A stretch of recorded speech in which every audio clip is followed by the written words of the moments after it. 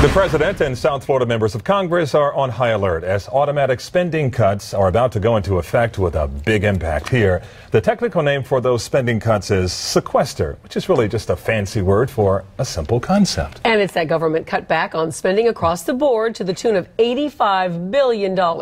Our senior political reporter, Michael Putney, talked with some South Florida lawmakers today, and what are their concerns about this? Christy, Kevin, their concern is the state of the economy. Unemployment nationwide now is just below 8%. The housing market starting to revive.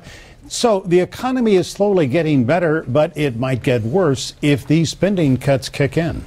President Obama made phone calls today to House and Senate GOP leaders, urging them to work with him on a compromise to prevent the massive spending cuts set to begin March 1st. These automatic spending cuts that were put into place back in 2011 were designed to get Congress to actually avoid them by coming together with more sensible approaches to deficit reduction. But Republicans like Congressman Mario Diaz-Balart of Miami say the problem is the president's demands for additional tax revenues rather than major cuts in government spending. We have a long ways to go when it comes to deficit reduction.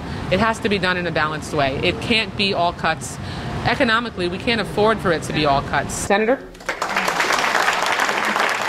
The Broward Congresswoman and Senator Bill Nelson, both Democrats, held a town hall today in Sunny Isles. Nelson says the impact of the sequester would be extreme. If sequester goes into effect, then air traffic controllers, food inspectors, I mean, you go down the list, and and that's not even to speak of, half of the sequester is defense. Nelson is worried about things like less money for maintenance on Air Force jets like those at Homestead. Staffing at national parks would suffer too. At Miami International Airport, where customs agents are in short supply, there could be even fewer of them under the sequester. Identity theft, a really big problem, is what brought Senator Nelson and Congresswoman Debbie Wasserman Schultz to Sunny Isles, but she says she should really be in Washington.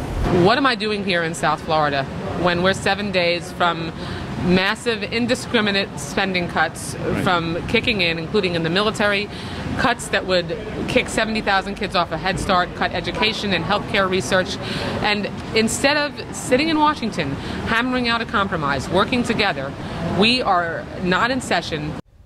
She blames the Republicans for the failure to reach a compromise on the sequester, and of course, the Republicans blame the Democrats. Nothing seems to have changed in Washington. And Michael, if we can circle back to the third presidential debate, it was President Obama who sort of almost assured Mitt Romney that this would never happen. Well, it's a long story, but the so-called super committee that was appointed by Congress in 2011 to try to come up with balanced spending cuts and new tax revenues, they passed this sequester believing it would never happen. They'd never go into effect. Well, here we are, March 1st, and they're going to go into effect. Just a few days away. All right. Thanks, Michael.